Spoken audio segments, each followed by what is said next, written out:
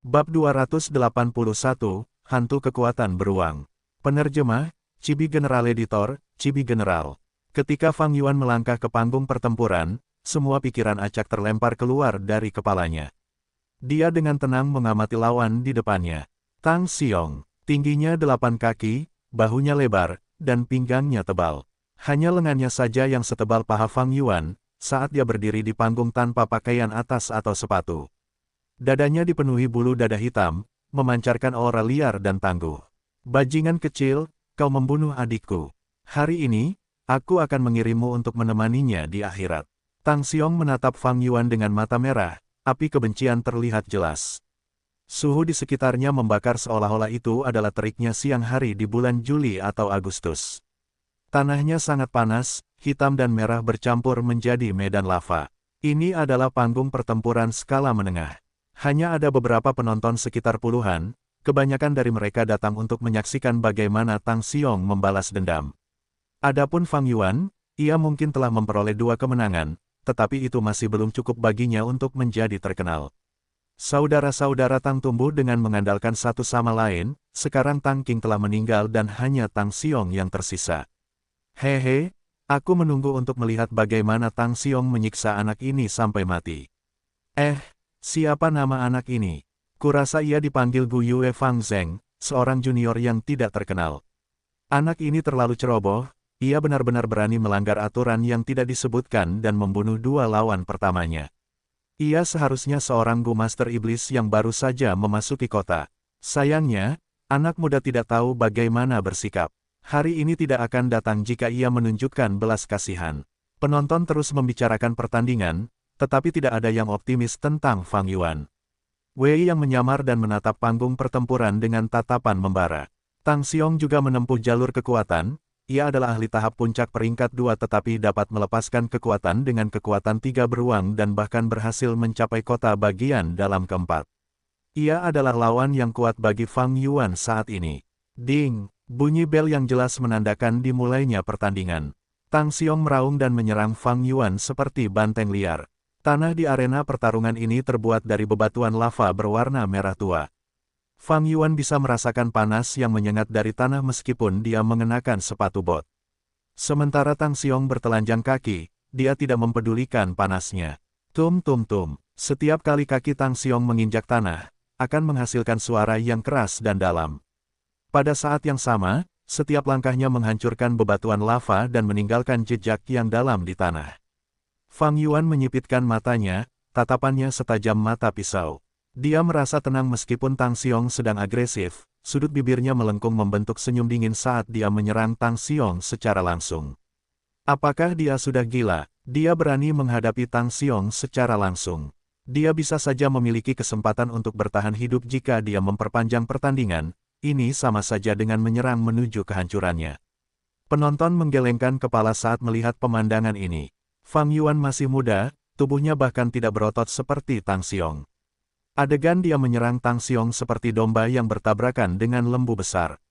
Bam! Keduanya saling bertabrakan dengan keras, kekuatan yang sangat besar membuat mereka berdua terpental. Tang Xiong terlempar mundur 6 langkah, dengan ekspresi terkejut yang jelas terlihat di wajahnya. Bagaimana anak ini bisa memiliki kekuatan yang sangat besar? Sementara itu, Fang Yuan terlempar mundur 3 langkah, saat baju besi putih yang melindungi tubuhnya bergetar. Hasil tabrakan itu membuat penonton tercengang. Beberapa orang menganga lebar dan beberapa mengedipkan mata berulang kali, tidak menyangka Fang Yuan memiliki kekuatan seperti itu. Kekuatanku ternyata lebih rendah darinya. Tidak heran adik kecilku mati di tangannya. Ekspresi Tang Xiong berubah, dan menatap Fang Yuan dengan saksama untuk pertama kalinya. Fang Yuan menggoyangkan lengannya yang mati rasa, ekspresinya masih acuh tak acuh, hasil ini tidak di luar dugaannya. Dia memiliki kekuatan 2 babi hutan dan seekor buaya, ada juga peningkatan kekuatannya karena menggunakan Gu kekuatan bawaan beruang coklat akhir-akhir ini. Dan Tang Xiong, dia hanya memiliki kekuatan 2 beruang.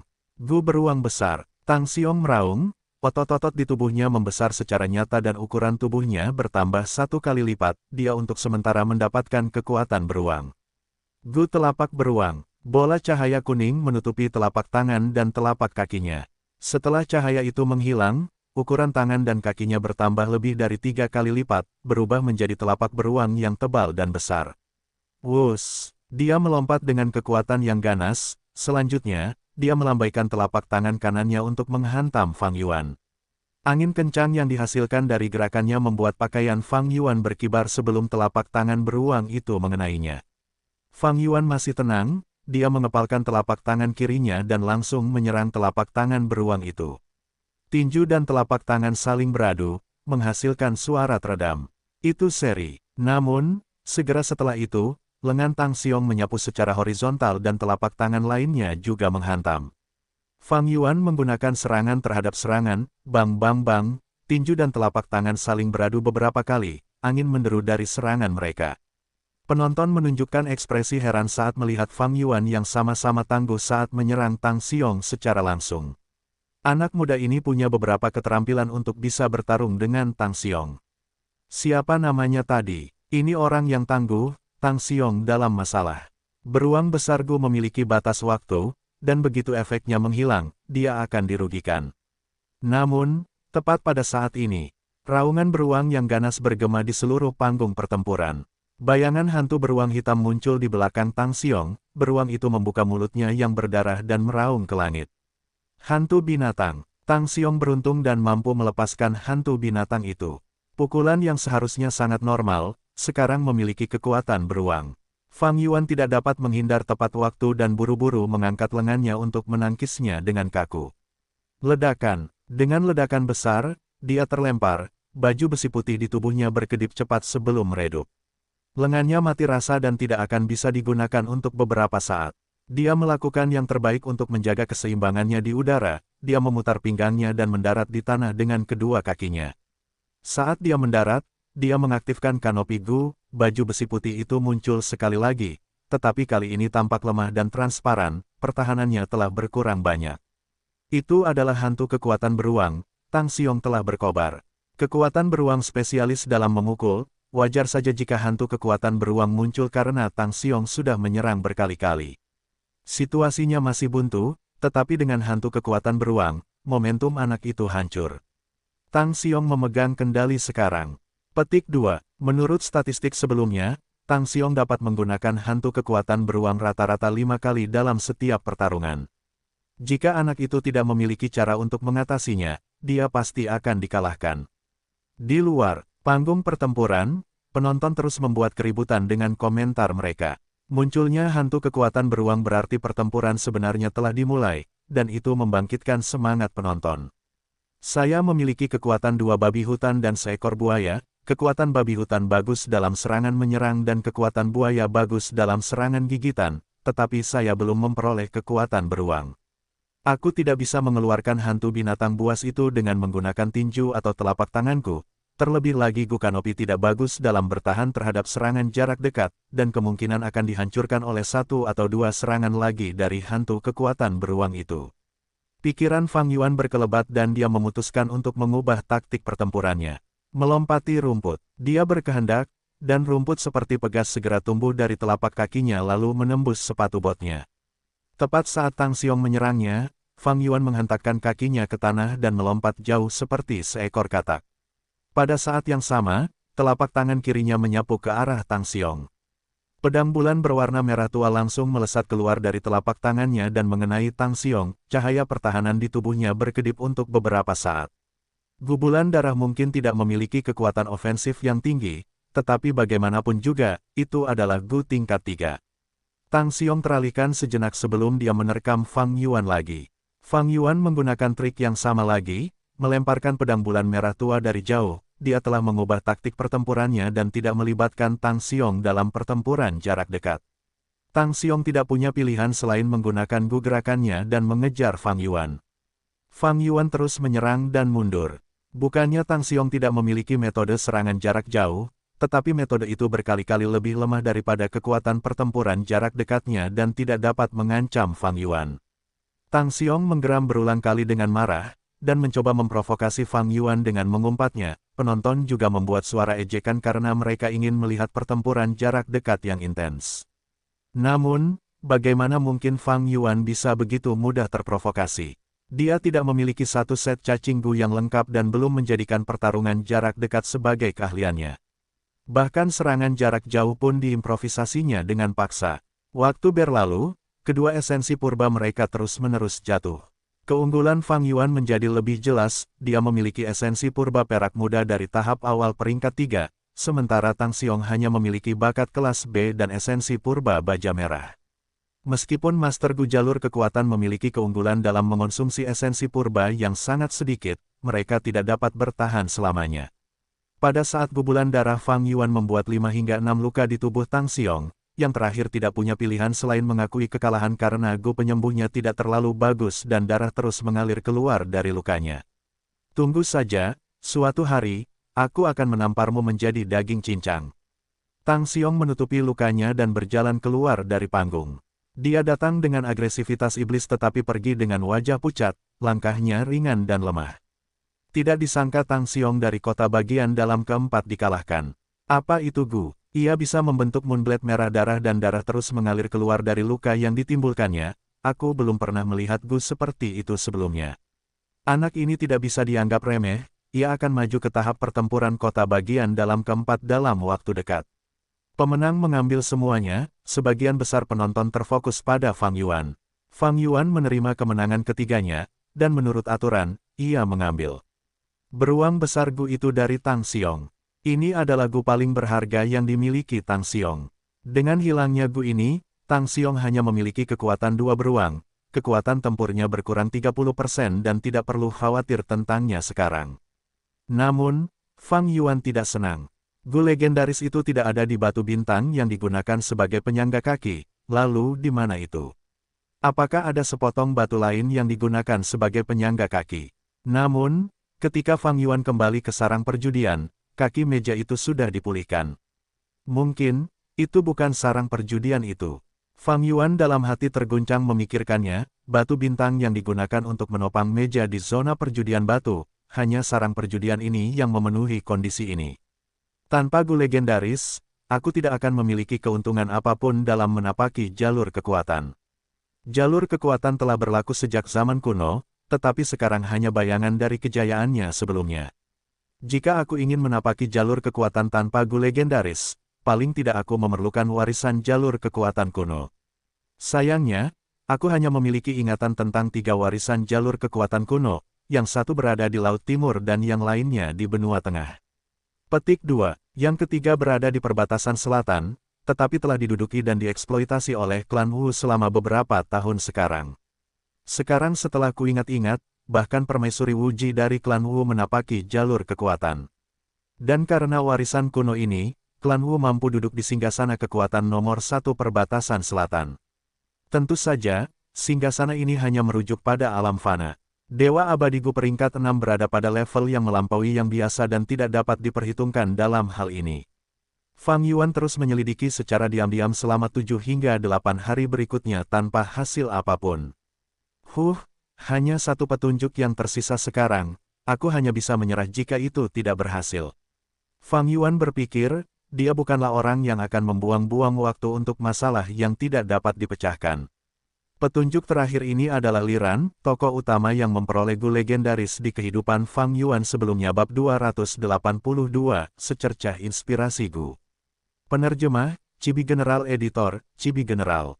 Meskipun Fang Yuan memiliki token duri ungu, dia tidak berani menyelidikinya secara terbuka.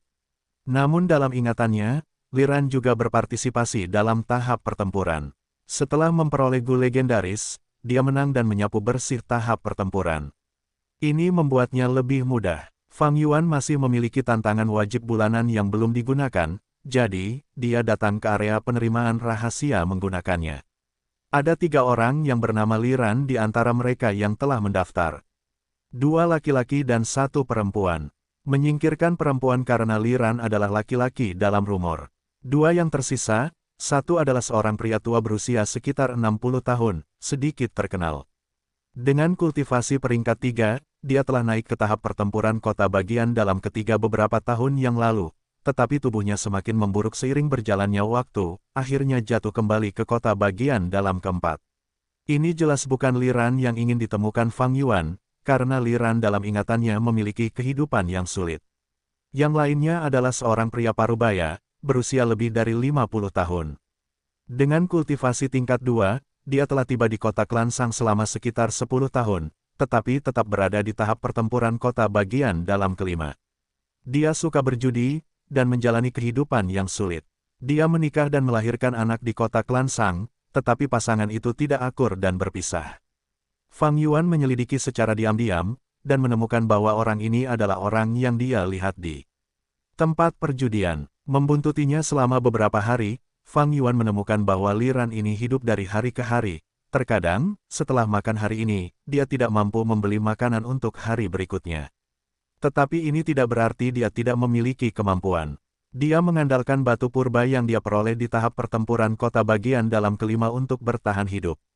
Fang Yuan menyelidiki catatan pertempurannya, dia menang lebih banyak daripada kalah. Menurut logika, dia seharusnya tidak menjalani kehidupan seperti itu. Tetapi orang ini suka makan, berjudi, dan mengunjungi pelacur, dia menghabiskan uangnya tanpa kendali.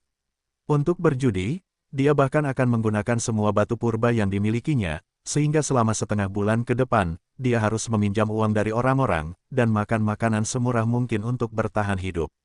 Demikian pula, untuk berpesta, dia akan pergi ke restoran kelas atas, dan menghabiskan sebagian besar uang yang dimilikinya. Dia bahkan makan tanpa membayar, dan masih berutang beberapa restoran sekarang. Orang ini pasti pemilik gu legendaris di kehidupanku sebelumnya. Tetapi dia tidak bisa mengendalikan keinginannya, jadi bahkan dengan gu legendaris, apa yang bisa dia lakukan? Tidak heran dia seperti bintang jatuh, menghilang segera setelah ketenarannya. Fang Yuan menggelengkan kepalanya diam-diam. Dia memperoleh gu legendaris di kehidupanku sebelumnya, apakah dia akan memperolehnya lagi sekarang? Tidak mungkin bagiku untuk terus membuntutinya lama-lama. Hari di mana dia menemukan gu legendaris sudah dekat. Apakah aku benar-benar tidak ditakdirkan untuk menerima gu ini? Fang Yuan mengerutkan kening. Akhir-akhir ini, Fang Yuan menghabiskan banyak waktu dan tenaga untuk membuntuti Li Ran. Jika dia menghabiskan waktu ini untuk berkultivasi, dia mungkin akan mencapai kesuksesan yang lebih besar. Yang terpenting, Fang Yuan tidak yakin apakah dia akan memperoleh sesuatu dari melakukan ini. Dan jika dia terus melakukannya, dia mungkin akan ketahuan. Untungnya, Wei yang adalah orang yang sibuk, hanya datang untuk menonton ketika Fang Yuan sedang bertarung. Jika tidak, Fang Yuan tidak akan memiliki kesempatan untuk membuntuti Li Ran. Jika Wei yang menemukannya melakukan ini, bagaimana Fang Yuan akan menjelaskan dirinya sendiri? Kecurigaan terbesar sekarang adalah, mengapa gu legendaris tidak ada di dalam batu bintang, ini tidak sesuai dengan rumor. Fang Yuan tidak dapat mengerti, ini terlalu tidak terbayangkan. Semua elemen hadir, tetapi gu tidak dapat ditemukan dimanapun. Mungkin saja sifat Fang Yuan yang sangat mencurigakan, tetapi dia merasa Li Ran ini sangat aneh. Dia tidak dapat menentukan apa keanehan itu, tetapi itu adalah perasaan, naluri. Itu adalah perasaan yang tidak berdasar sehingga bahkan Fang Yuan tidak dapat memastikannya. Seperti ini, setelah 20 hari berlalu, Fang Yuan jatuh ke dalam kebingungan yang mendalam. Perasaan aneh itu menjadi lebih kuat, tetapi Fang Yuan tidak tahu dari mana asalnya. Tindakan Li Ran tidak salah. Dia tinggal di kota Klansang selama hampir 10 tahun, jika ada yang salah dengannya, orang luar pasti sudah tahu. Aku terlalu terjebak dalam hal ini, dan telah terlalu banyak memikirkannya. Saat ini, aku membutuhkan pendapat orang luar untuk menginspirasi diriku sendiri. Fang Yuan jelas tentang situasinya. Tetapi dia hanya percaya pada dirinya sendiri, meskipun dia telah membuat sumpah racun dengan Bai Ningbing, Fang Yuan tidak mempercayai Bai Ningbing sedikitpun. Dia hanya menggunakannya untuk berkultivasi, karena gu kesatuan tulang daging jauh lebih baik daripada cacing minuman keras. Tanpa ada yang membantu, Fang Yuan hanya bisa mengandalkan dirinya sendiri. Dan dia sudah terbiasa mengandalkan dirinya sendiri, dan menyukainya juga. Karena itu, dia datang ke toko, pemilik toko, apakah Anda punya gu kilatan inspirasi? Fang Yuan telah bertanya ke beberapa toko, mereka tidak memilikinya. Akhirnya, ada sebuah toko yang memilikinya, tetapi harganya 29.000 batu purba. Gu kilatan inspirasi, gu tingkat 3 yang dapat dikonsumsi, habis setelah 1 kali pemakaian. Siapa yang mau menghabiskan begitu banyak batu purba untuk membeli ini? Tetapi kenyataannya, banyak orang yang melakukannya. Orang-orang ini adalah ahli resep yang mengkhususkan diri dalam membuat resep penyempurnaan gu. Ketika mereka mengalami kemacetan, dan tinggal selangkah lagi menuju kesuksesan, mereka akan memilih untuk menggunakan gu ini. Begitu gu ini digunakan, gu ini akan memberi mereka percikan inspirasi yang akan memungkinkan mereka berhasil menciptakan resep baru. Nilai sebuah resep jauh lebih besar daripada 29.000 batu purba. Jadi, gu kilatan inspirasi adalah gu yang sangat diminati. Jika Fang Yuan tidak memiliki token duri ungu, toko itu tidak akan pernah menjualnya kepadanya. Gu yang mirip dengan gu kilatan inspirasi adalah penunjuk kaktus. Namun, yang terakhir adalah gu rumput khusus klantai, yang tidak dijual di pasaran. Fang Yuan menggertakkan giginya, membeli gu kilatan inspirasi ini. Gu ini seperti kecebong permata biru, kecil dan lincah, berenang ke sana kemari dan melambaikan ekornya.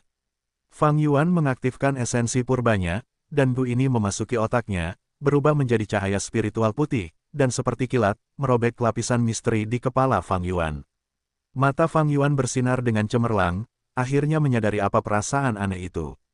Benar sekali, meskipun kehidupan Li Ran ini berantakan, tanpa kendali atas dirinya sendiri, ada pola di antara kekacauan ini.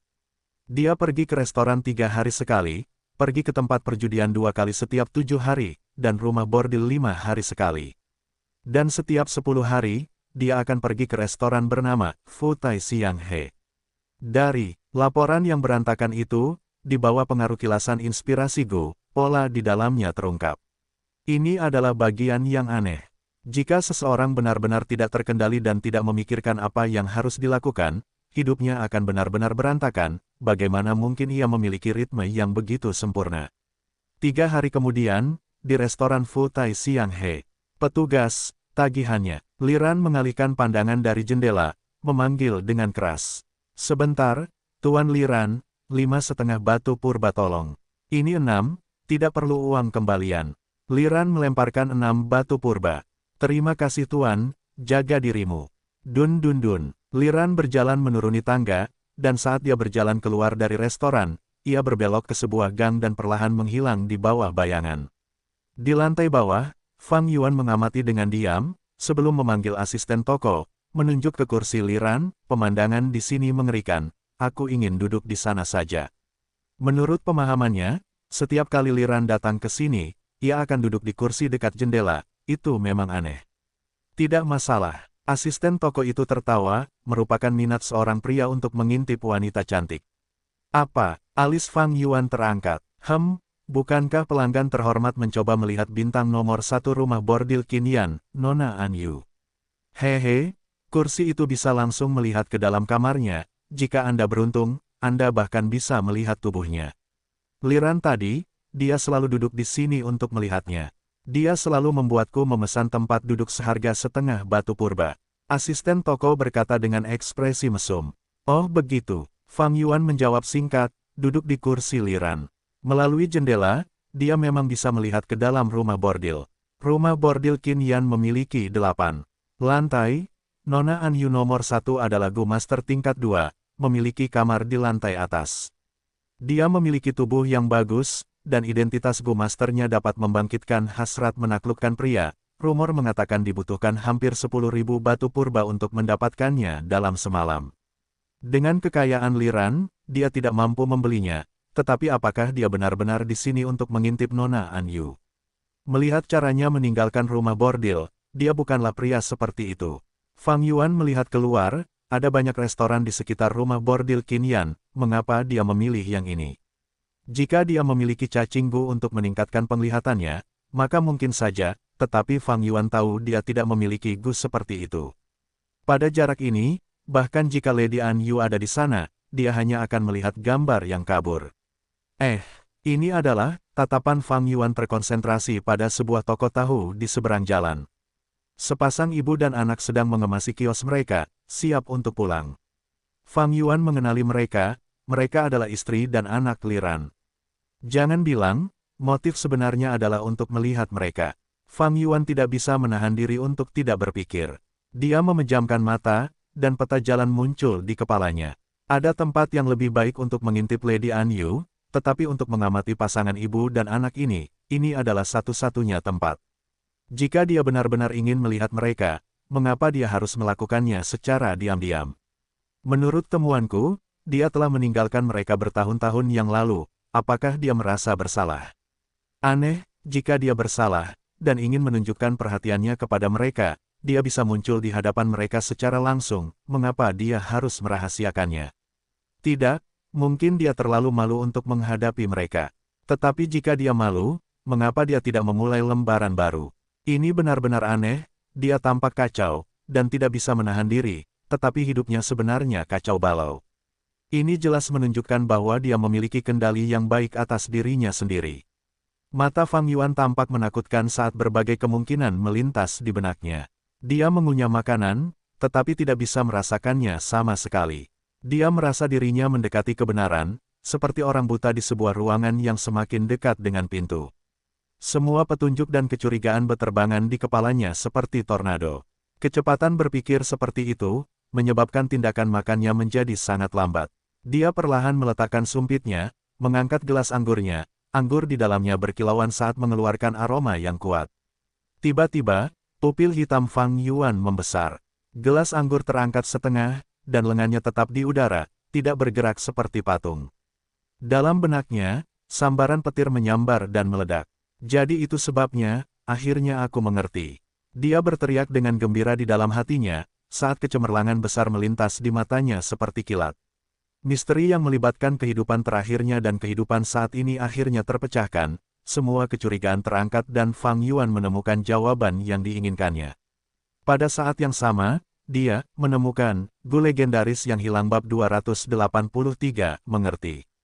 Penerjemah, Chibi General Editor, Chibi General. Wuran, jika kami memintamu mengorbankan masa depanmu demi klan, apakah kau bersedia melakukannya?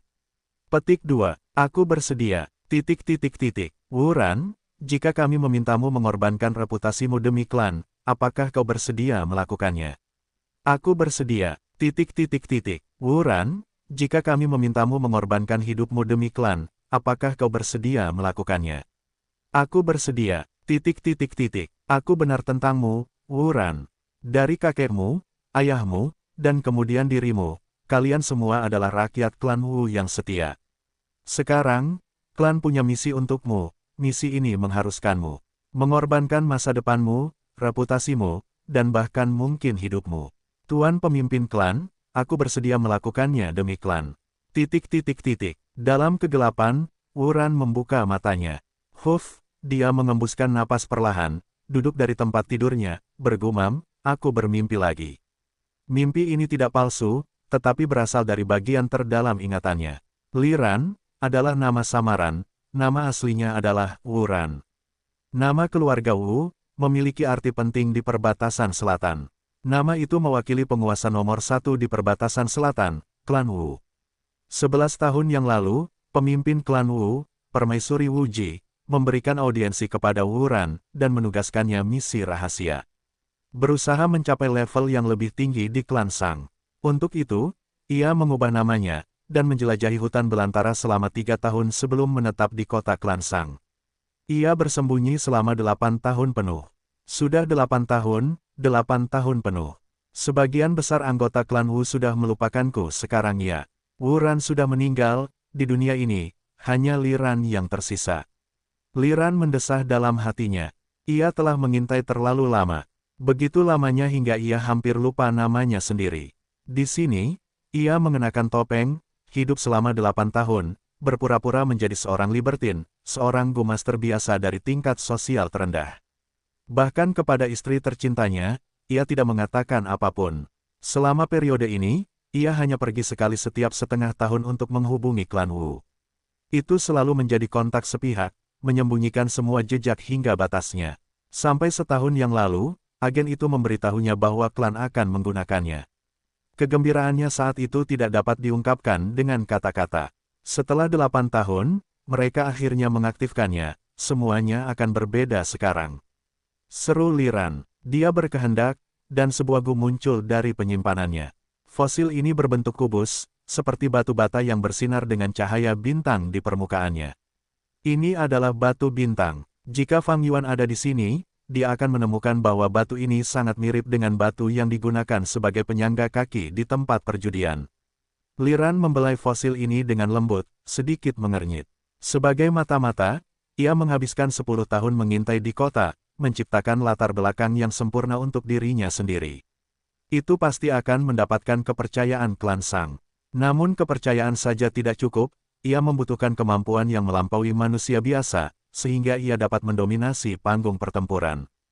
Hanya dengan begitu klan Sang akan merekrutnya, dan menjadikannya sesepuh klan eksternal seperti Wei Yang, sehingga memperoleh otoritas di klan Sang.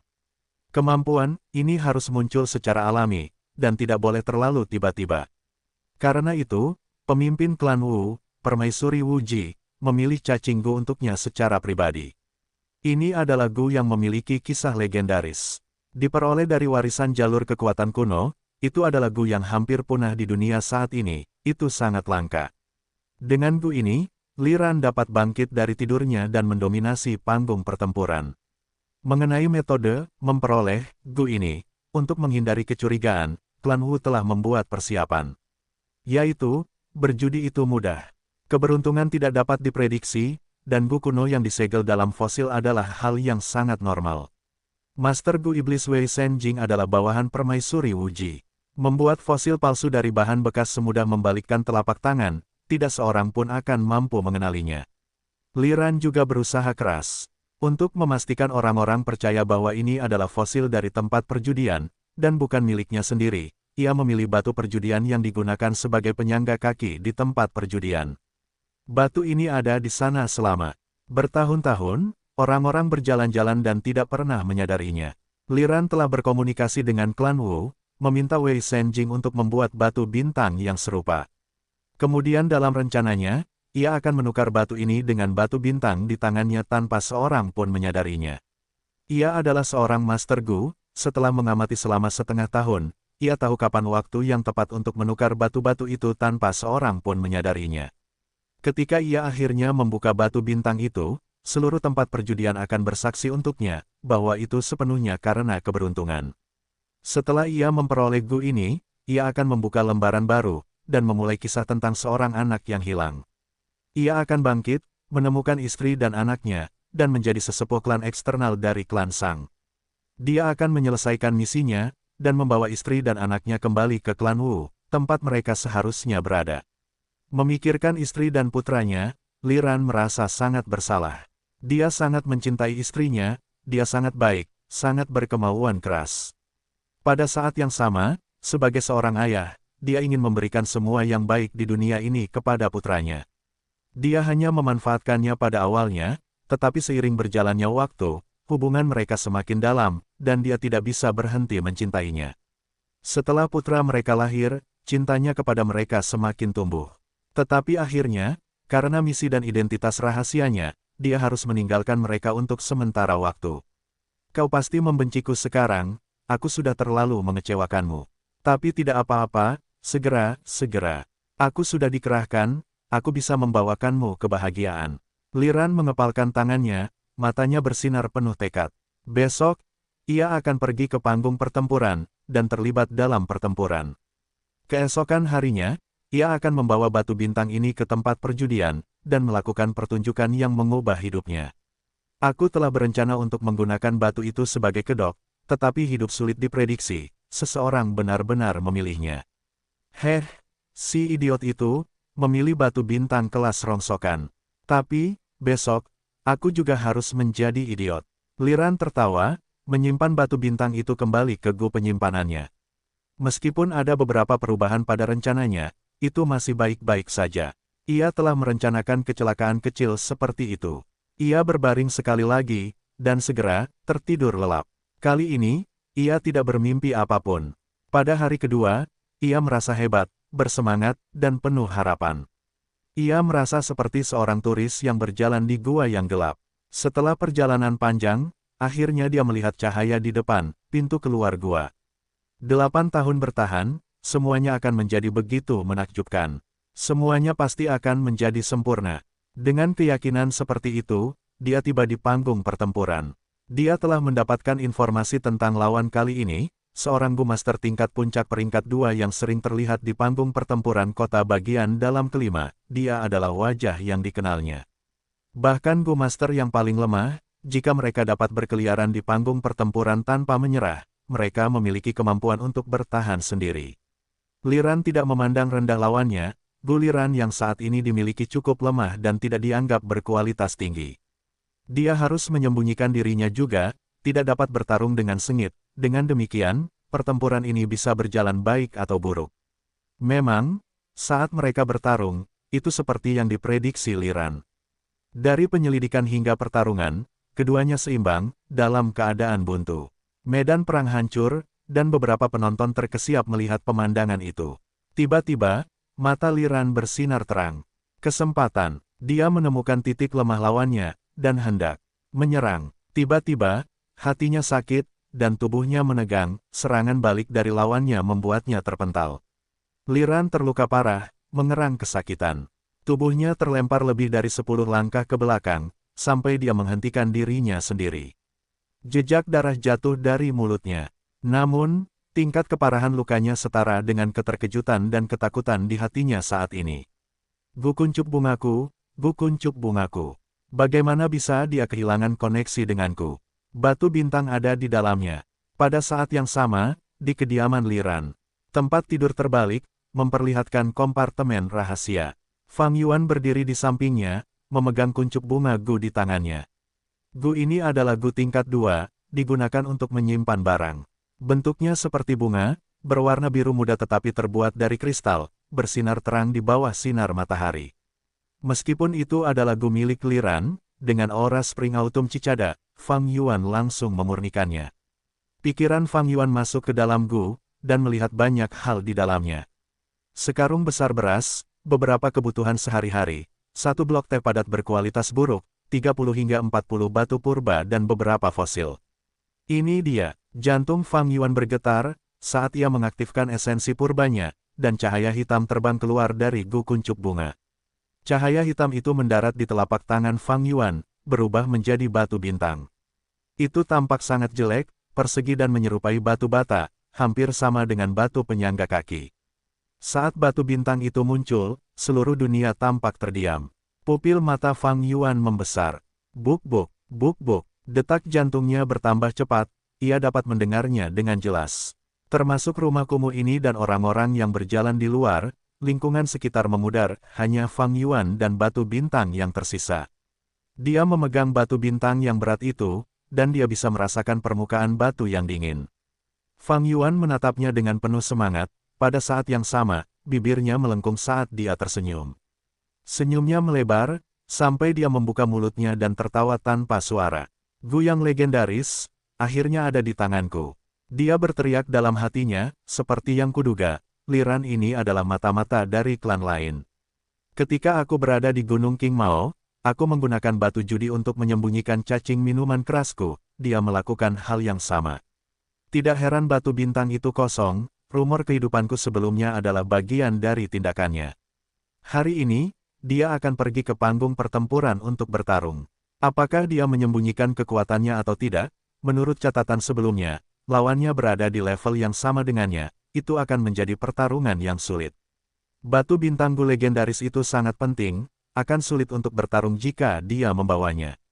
Dengan sifatnya yang waspada, dia tidak akan menyembunyikan batu bintang itu di Gu penyimpanan dan membawanya. Karena jika dia kalah dalam pertempuran, lawannya akan mendapatkan salah satu cacing Gu-nya. Dia tahu ada Gu legendaris di dalam batu bintang itu. Jika lawannya mengambil Gu penyimpanannya, dia akan kehilangan batu bintang bab 284, 1, 2, 5. Penerjemah, Chibi General Editor, Chibi General. Aku mengaku kalah. Li Ran tiba-tiba berlutut di tanah, berteriak keras. Lawannya berhenti menyerang ke depan, menahan serangannya karena dia tidak ingin membuat Li Ran terpojok. Tidak ada manfaat melakukan itu untuk kedua belah pihak. Li Ran memuntahkan seteguk darah, berdiri dengan gemetar. Agar dapat segera meninggalkan medan perang, dia sengaja menerima beberapa pukulan dari lawannya. Tuan Gu yang menjadi tuan rumah berjalan di depan, mengumumkan hasil pertempuran. Li Ran sangat cemas, setelah mengambil kembali informasi anggur Gu, dia segera meninggalkan panggung pertempuran setelah berpura-pura sedih. Dia dengan setengah hati membalut luka-lukanya sebelum bergegas kembali ke rumahnya. Sialan, bagaimana ini bisa terjadi? Apa yang sebenarnya terjadi? Mengapa aku kehilangan koneksi dengan Gu Kuncup Bunga? Hati Liran ditelan oleh awan gelap. Gu Kuncup Bunga adalah Gu yang telah dimurnikannya. Saat Fang Yuan memurnikannya, dia bisa merasakannya. Hanya ada dua kemungkinan untuk situasi seperti itu. Satu adalah Gu Kuncup Bunga hancur, yang kedua adalah orang lain memurnikannya. Apakah aku ketahuan? Tidak, mungkin situasinya tidak seburuk yang kubayangkan, seorang pencuri bisa saja masuk ke rumahku. Sial, aku sudah tinggal di kota Klansang selama 8 tahun, aku tahu hampir semua pencuri di sana, mengapa seseorang ingin mencuri dari rumahku itu? Liran berjalan cepat, batu bintang itu sangat penting, bahkan dengan sifatnya yang tenang, dia tidak bisa menahan rasa cemas. Dia menyesal, dia seharusnya menyembunyikan Gu Kuncup Bunga di lokasi yang lebih aman, dan tidak meletakkannya di kompartemen rahasia di bawah tempat tidurnya. Tetapi sebenarnya, itu bukan salahnya. Dia telah menyamar, untuk menyembunyikan dirinya, dia tidak punya teman, dan selama beberapa tahun terakhir, dia tidak menghubungi istri atau anaknya. Dia sering pergi ke rumah bordil, tempat perjudian, restoran, daerah-daerah itu penuh dengan orang dan dia tidak bisa menyembunyikan apapun di sana. Dia bisa menyembunyikannya di Pegadaian, tetapi menaruh begitu banyak perhatian pada fosil kelas rongsokan terlalu aneh. Ketika Klansang menyelidiki di masa depan, itu akan menimbulkan kecurigaan besar. Di kota Klansang, semua jenis orang ada banyak pencuri Gu Master. Tetapi untuk mengambil alih Gu Kuncup Bunga dengan paksa, dibutuhkan Gu peringkat 3.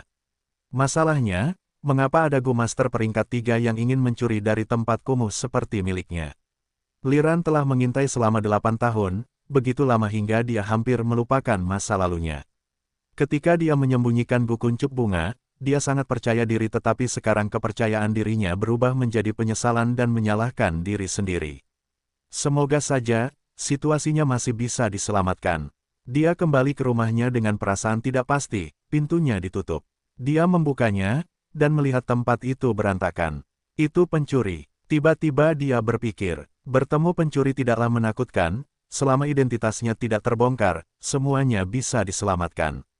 Benar sekali, Liran menghibur dirinya sendiri, setiap kali aku menghubungi klan Wu, itu adalah transmisi sepihak. Tidak ada bukti tentangku, dan Gu legendaris itu ada di dalam batu bintang itu. Jika tidak dibuka, siapa yang akan tahu nilainya? Selama aku menemukan pencurinya, dengan 8 tahun pengalamanku di kota ini, saat dia memikirkannya, dia menenangkan emosinya, dan berhenti panik. Haruskah aku melaporkan kasusnya, menggunakan kemampuan penjaga untuk menangkap pencurinya? Tidak, aku harus bersikap sopan sebelum menggunakan kekerasan. Yang terbaik adalah jika aku bisa mendapatkan kembali batu bintang itu dengan damai. Penjaga kota juga tidak bisa dipercaya, mereka tidak akan berusaha keras untuk orang rendahan sepertiku.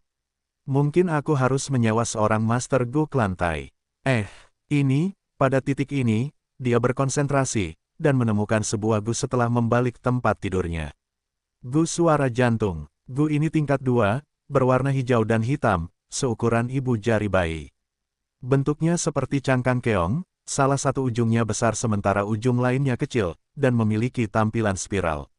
Gu suara jantung datang berpasangan, itu dapat memungkinkan dua Master Gu berbicara secara internal dalam jarak 100 langkah. Jangan bilang, pencuri meninggalkan. Ini khusus untukku. Mata Liran bersinar dengan keraguan, tetapi dia menggertakkan giginya dan meletakkan Gu suara jantung ke telinganya, seperti penyumbat telinga. Siapa kamu? Liran menyuntikkan esensi purba, dan mengaktifkan Gu suara jantung, memusatkan pikirannya dan bertanya. Pertanyaan itu tidak penting. Yang penting, Liran adalah nama palsu, kan? Hehehe. Segera setelah itu, suara Fang Yuan muncul di kepala Liran. Saat itu, pupil mata Liran menyusut saat dia tampak seperti disambar petir, tertegun di tempat. Tidak bagus, dia menemukan identitasku.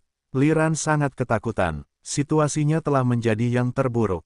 Namun, bagaimanapun juga, dia adalah mata-mata selama 8 tahun. Bahkan dengan perubahan peristiwa ini, dia menenangkan pikirannya dan berbicara kepada Fang Yuan, nama palsu. Nama palsu apa? Apa maksudmu? Dia berkata sambil berjinjit dengan hati-hati, berjalan di sekitar rumah kumuh itu. Dia kemudian bersandar di dinding, melihat ke jalan di luar jendela. Suara jantung memiliki jangkauan yang efektif, paling jauh hanya 100 langkah, dia pasti berada di dekatku. Dia dengan cepat memikirkan sebuah solusi.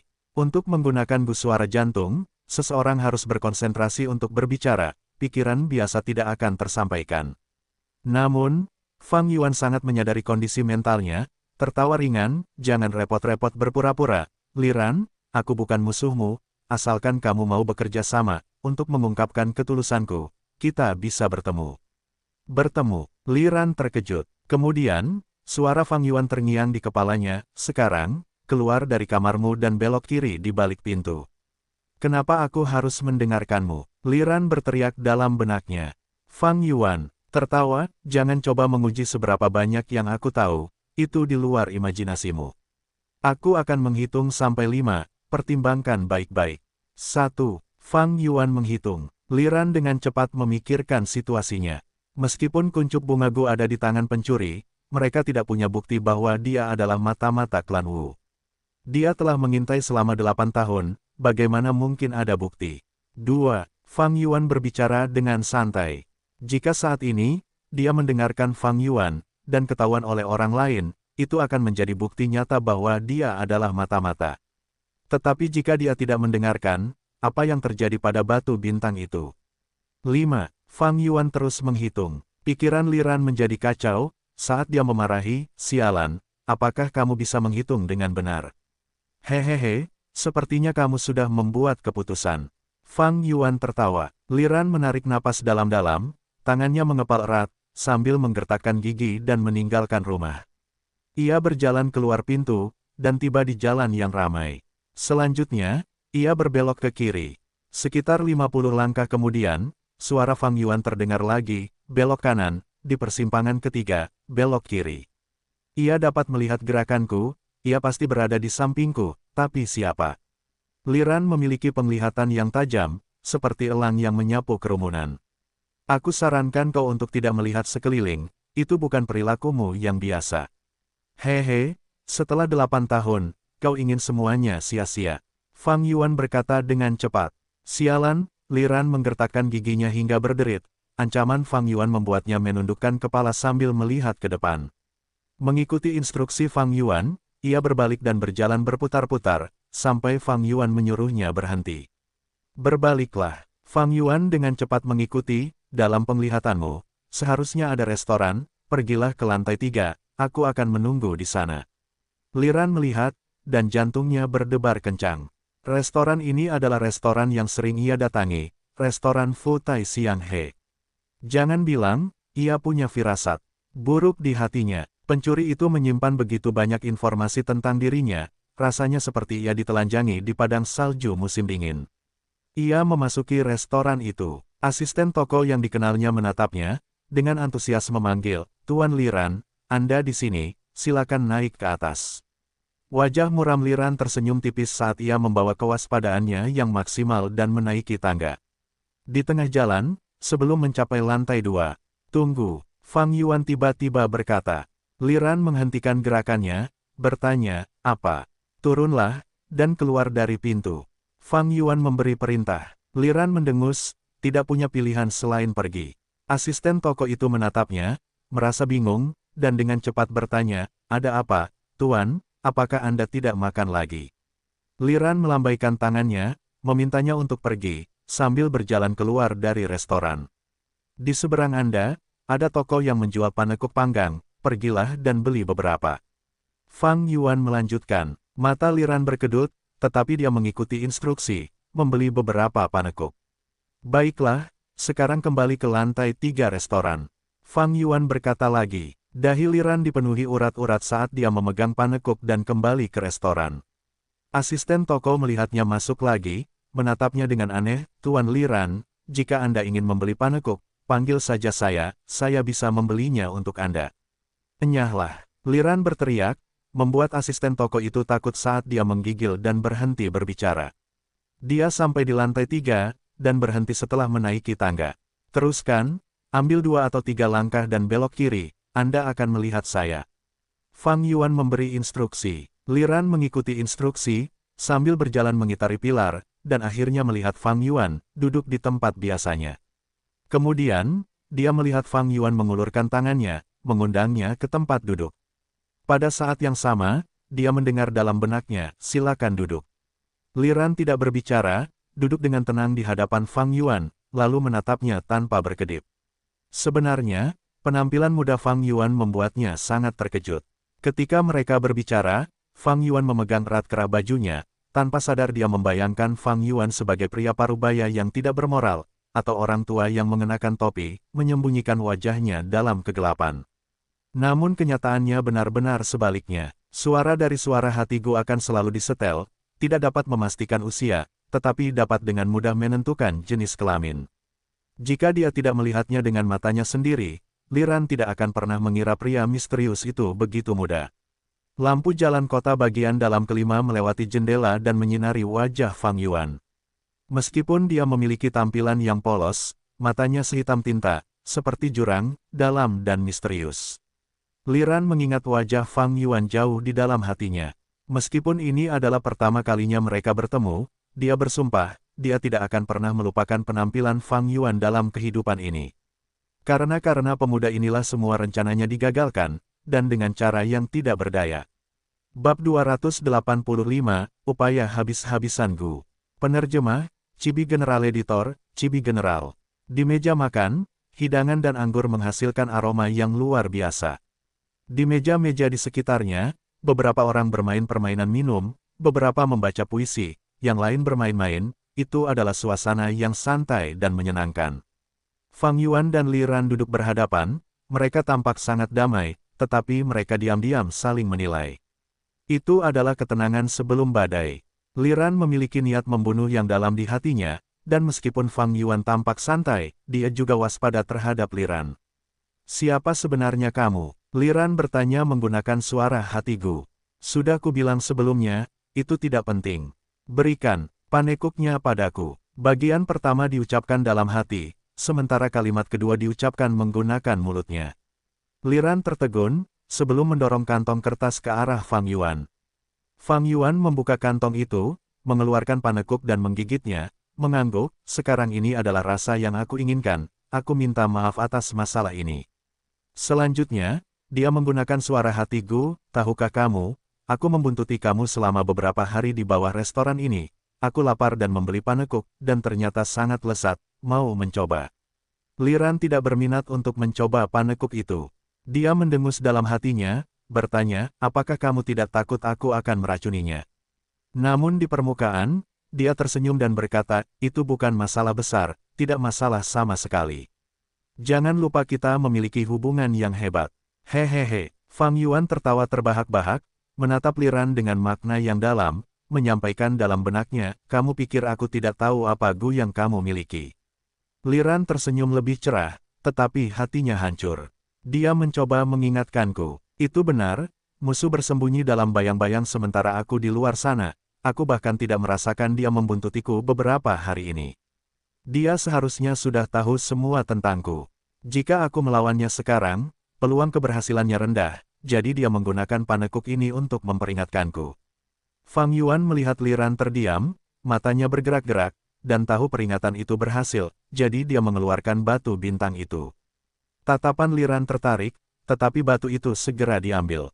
Saat berikutnya, suara Fang Yuan terngiang di benaknya, berhenti berpura-pura, aku tahu Gu yang bekerja keras itu ada di dalam ini. Apa? Hati Liran bergetar seperti tersambar petir.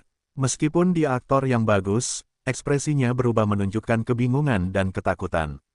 Dia berharap rahasia batu bintang itu tidak akan terbongkar. Bagaimanapun, itu berasal dari Wei Shenjing, tidak ada kekurangan, tetapi untuk berpikir masalahnya telah memburuk sejauh ini, pihak lain tahu Gu yang bekerja keras itu disegel di dalam. Tunggu, masalah tentang Gu yang berusaha sekuat tenaga, hanya sedikit orang yang tahu tentang itu. Bahkan aku baru mengetahuinya segera setelah menerimanya, bagaimana dia bisa mengetahuinya? Masalahnya sekarang rumit, aku yakin tidak ada celah di pihakku, jadi ini seharusnya terungkap di pihak klan. Klan Wu dapat mengirim mata-mata sepertiku ke sini, klan Sang juga dapat mengirim mata-mata mereka. Beberapa klan besar di perbatasan selatan, mereka saling menyusup, dan ada mata-mata di mana-mana, mereka seharusnya tidak saling mengetahui masalah satu sama lain. Jika tidak, bagaimana dia bisa tahu tentang Gu yang berusaha sekuat tenaga? Itu benar, aku sangat waspada, bagaimana mungkin aku membuat kesalahan dan membiarkannya menguasaiku, atau bahkan mencurigaiku. Memikirkan klan asalku telah disusupi sejauh ini, itu benar-benar menakutkan. Petik 2. Tapi mungkin bukan itu masalahnya, di dunia ini, ada terlalu banyak cacing Gu yang istimewa. Fang Yuan memberi Li Ran banyak waktu untuk berpikir. Dia orang yang pintar, semakin dia berpikir, semakin dia curiga. Secara tidak sadar, dia akan membayangkan Fang Yuan lebih kuat, lebih misterius, dan lebih menakutkan. Itu akan membuatnya merasa rendah diri selama diskusi. Fang Yuan bermain dengan batu bintang, setelah beberapa saat, ketika waktunya hampir tiba, dia terus mentransmisikan suaranya, aku ingin Gu yang berusaha sekuat tenaga. Li Ran tertegun, tidak memahami makna terdalam Fang Yuan. Tapi aku tahu, jika aku mengambil Gu ini, aku akan menghadapi kemarahan dan balas dendam klanmu. Jadi, aku butuh kerja samamu. Tatapan Fang Yuan menakutkan. Untuk dapat berkomplot melawan klan Sang, mereka harus menjadi klan yang sama besarnya. Jika Fang Yuan mengambil Gu yang berusaha sekuat tenaga dengan paksa, dia akan menjadi musuh klan ini. Batu bintang ini seperti umpan di kail. Jika Fang Yuan ingin memakan umpan ini, dia harus menghindari tersangkut di kail. Li Ran memperlihatkan senyum mengejek, kau ingin aku bekerja sama denganmu, sungguh lelucon, atas dasar apa? Berdasarkan fakta bahwa aku tidak ingin bermusuhan denganmu. Bahkan jika aku memiliki token duri ungu, aku tidak ingin bermusuhan denganmu, karena seperti dirimu, aku memiliki orang-orang yang ingin aku lindungi. Fang Yuan berkata dalam benaknya kepada Li Ran, sambil melihat keluar jendela. Pada saat yang sama, dia berkata dengan mulutnya, ku dengar toko itu menjual tahu yang enak. Li Ran menyipitkan matanya menunjukkan tatapan yang ganas, berteriak dalam benaknya, apakah kamu mengancamku? Fang Yuan menggelengkan kepalanya, di matanya, ada awan yang berarak, saat dia menunjukkan emosi yang rumit di wajahnya. Li Ran langsung menangkap emosinya, ada kesedihan, rasa sakit, ketidakberdayaan, dan kasih sayang. Apakah kamu tidak jelas dengan situasimu? Fang Yuan berkata dalam benaknya, orang-orang seperti kita, terjepit di antara dua kekuatan besar, hidup di tepi jurang setiap hari, menyembunyikan emosi kita di lubuk hati kita, dan bisa mati kapan saja. Karena kita memilih jalan ini, kita hanya bisa terus berjalan di atasnya. Itu semua untuk klan, kita tidak menyesal. Tetapi beberapa orang, mereka tidak bersalah. Mengapa mereka harus terlibat dalam bisnis kita, dan menanggung risikonya untuk kita? Hati Li Ran tergerak, menatap Fang Yuan dengan tidak percaya, kamu juga seorang mata-mata. Fang Yuan tertawa tak berdaya, dengan nada getir, bagaimana menurutmu? Li Ran melihat senyuman ini, dan matanya berair, saat dia menatap Fang Yuan dengan erat. Ekspresi Fang Yuan tidak memiliki sedikit pun ketidakwajaran, saat dia berbalik untuk melihat keluar jendela. Li Ran tahu dia sedang melihat istri dan anak-anaknya sendiri. Tatapan Fang Yuan begitu lembut, begitu linglung, seolah-olah dia mengingat kenangan tertentu. Li Ran tidak mengira dia sedang berakting, karena anak muda ini masih terlalu muda, bagaimana mungkin dia bisa memalsukan emosi yang sebenarnya. Bahkan di usianya, Li Ran tidak bisa berakting sampai ke level ini. Ini adalah emosinya yang sebenarnya. Tanpa disadari, rasa penerimaan terhadap Fang Yuan tumbuh di hatinya. Sebagai orang yang berada dalam situasi yang sama, mereka tidak membutuhkan hubungan yang dalam untuk saling memahami. Fang Yuan berkedip, melihat kembali ke Li Ran, dan berkata, Li Ran, kamu telah mengintai di kota klan Sang selama 8 tahun. Jika identitasmu terungkap, misimu akan gagal. Kegagalanmu mungkin menyebabkan kamu kehilangan nyawa, tetapi yang lebih penting, klan akan menderita kerugian, dan kamu akan mengecewakan harapan mereka. Li Ran mengepalkan tangannya, kata-kata Fang Yuan menarik tali di hatinya. Dia setia kepada klan, hampir religius. Kalau tidak, klan tidak akan memilihnya untuk menjadi mata-mata. Fang Yuan berkata lagi, jika kau gagal, istrimu akan kehilangan suaminya. Putramu baru berusia 5 tahun sekarang, dia akan kehilangan ayahnya. Jika identitasmu terbongkar, ada kemungkinan besar mereka akan mati karenamu. Kau hanya memiliki satu langkah lagi untuk berhasil, posisi tetua klan adalah tujuanmu, benar kan? Tapi apakah kau pikir itu adalah akhir? Tidak, kau akan terus mengintai, selama klan Sang ada, klan akan membutuhkan mata-matamu. Li Ran menggertakkan giginya, kata-kata Fang Yuan tepat sasaran. Semua hal ini, apakah dia tidak mempertimbangkannya? Dia hanya berani memikirkannya sejenak sebelum berhenti. Semakin dia memikirkannya, semakin banyak tekanan yang dia rasakan. Masa depan benar-benar terlalu panjang, itu akan membuatnya kehilangan keberanian untuk melanjutkan. Jadi, kau butuh rekan aliansi, saudara Li Ran. Fang Yuan melanjutkan bicaranya, kau tidak akan mengkhianati klanmu, aku juga tidak. Kau punya orang yang ingin kau lindungi, begitu juga aku. Kita bisa bekerja sama, kita butuh kekuatan eksternal untuk memastikan keselamatan keluarga kita. Kita harus hidup untuk memberikan kontribusi pada klan kita. Dan klan Sang adalah tujuan bersama kita. Tentu saja, kerja sama ini hanya bersifat pribadi. Jika klan kita ingin berperang, kau akan menjadi orang pertama yang akan kulenyapkan. Setelah berhenti sebentar, Fang Yuan menambahkan. Li Ran mendengus dingin, pernyataan jujur Fang Yuan hanya membuat kata-katanya lebih dapat dipercaya. Baginya, kesetiaan pada klan adalah prioritas utama, berikutnya adalah keluarganya, dan kemudian hidupnya sendiri. Saran Fang Yuan memenuhi 3 kebutuhannya. Tetapi, bisakah orang ini dipercaya? Kita berasal dari kekuatan yang berbeda, kerja sama antar mata-mata hanyalah angan-angan. Mungkin, karena dia masih muda, dan ditambah dengan kecerdasan dan keberaniannya, dia memikirkan metode ini. Jika aku masih muda, aku takut, aku mungkin akan melakukan hal yang sama, atau tidak. Semakin Li Ran memikirkannya, semakin dia merasakan ketulusan Fang Yuan. Yang terpenting, dia tidak punya jalan keluar lain. Dia benar-benar terbongkar di hadapan Fang Yuan. Jika Fang Yuan mengungkapnya, misinya akan gagal, kerja kerasnya selama 10 tahun akan terbakar habis, bagaimana dia bisa menerima ini? Sifat manusia itu rumit, mereka memiliki sesuatu yang disebut mentalitas kebetulan. Li Ran seperti seseorang yang didorong ke tebing, dengan musuh-musuhnya mendekat, dia hanya bisa melompat turun. Bahkan jika dia tidak tahu apa yang ada di bawah tebing, dia masih akan berdoa agar ada badan air di bawah, atau mungkin dia akan diselamatkan oleh beberapa cabang pohon saat turun. Dia terdiam dalam waktu yang lama. Setelah beberapa menit, dia menggunakan gus suara hati, bagaimana aku bisa mempercayaimu? Fang Yuan tersenyum, mengeluarkan gus sumpah racun. 3 hari kemudian, Fang Yuan membuka gu upaya habis-habisan di sarang perjudian, menyebabkan seluruh distrik menjadi kacau. Apakah kamu mendengar? Seseorang membuka gu all-out effort di tempat perjudian Lancau. Apakah itu benar-benar gu all-out effort? Itu adalah gu kuno yang hampir punah, mampu memanggil hantu binatang 100% setiap saat. Kalian baru tahu sekarang. Hehe, aku tahu lebih dari kalian. Orang yang sangat beruntung ini bernama Gu Yue Fangzheng. Aku tidak tahu mengapa, tetapi dia memiliki token duri ungu. Gu all-out effort seharusnya bukan miliknya, tetapi dipilih oleh seorang Master Gu bernama Li Ran, tetapi dia menabrak Gu Yue Fangzheng yang memutuskan untuk mencari masalah dengannya, mengambil 3 fosil darinya sebagai kompensasi. Gu all-out effort itu ada di dalam fosil-fosil itu. Ya ampun, dia benar-benar tidak beruntung, Gu all-out effort seharusnya menjadi miliknya. Ini adalah takdir. Tempat perjudian Lancau, tidak, aku harus pergi melihatnya. Seketika, rumor menyebar ke seluruh kota klan Sang.